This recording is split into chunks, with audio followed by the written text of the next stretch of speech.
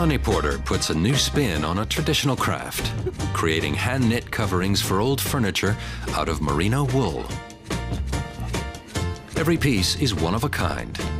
Porter has a studio in London and another 80 kilometers away in Padbury. She spent 10 years as a knitwear designer for international labels like Burberry and Pure Collection. In 2008, she made the switch to furnishings. It's just so satisfying to actually be hands-on making something again, because the fashion industry is so much now about production overseas that I really missed actually making and getting my hands involved in actually doing anything. So it's just really satisfying to exactly dress something but actually be involved in the actual construction of it. She still uses techniques from the world of fashion design. Many of the hand-knit fabrics are washed in hot water to shrink and felt them before they're cut to size. If you had this all over a sofa, A, you'd be able to see straight through it, and B, actually, if you caught it, then you could immediately damage the cover. So I felt it, and this stitch here actually becomes like this as a result of washing. Porter learned her craft at London Central St. Martin's College of Art and Design. She does all the work herself, from knitting to restoring and upholstering the furniture. A large piece takes about 4 weeks.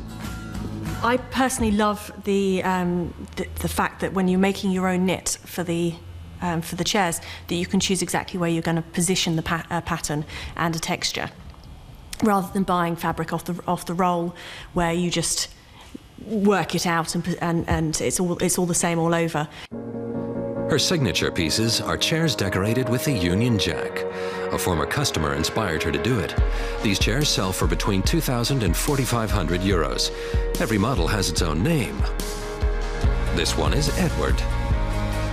Her haute couture furnishings are in high demand with customers in Britain, the United States, China, and France. Designer shops in Hong Kong and London also feature her work.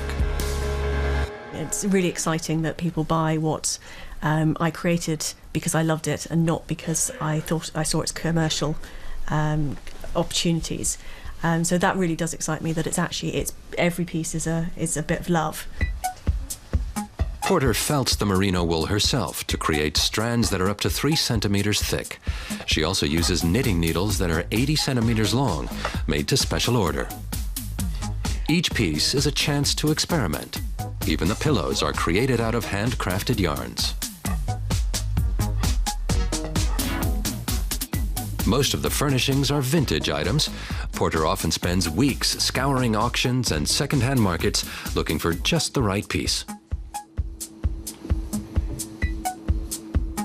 I try to do unusual pieces, so I do products like cinema seats and just more unusual products to actually offer into the market. So lampshades that are not usually, people don't usually think of them as being knitted. And then I use a very modern colour palette to try and really surprise people with the choice of one shocking green leg or something like that. Porter presented her first collections during the London Design Festival in 2011 and 12. Since then, she's been getting tons of orders. More and more clients are calling to ask for a knit covering for a favorite heirloom. For Porter, her pieces are both a work of art and furniture meant to be used.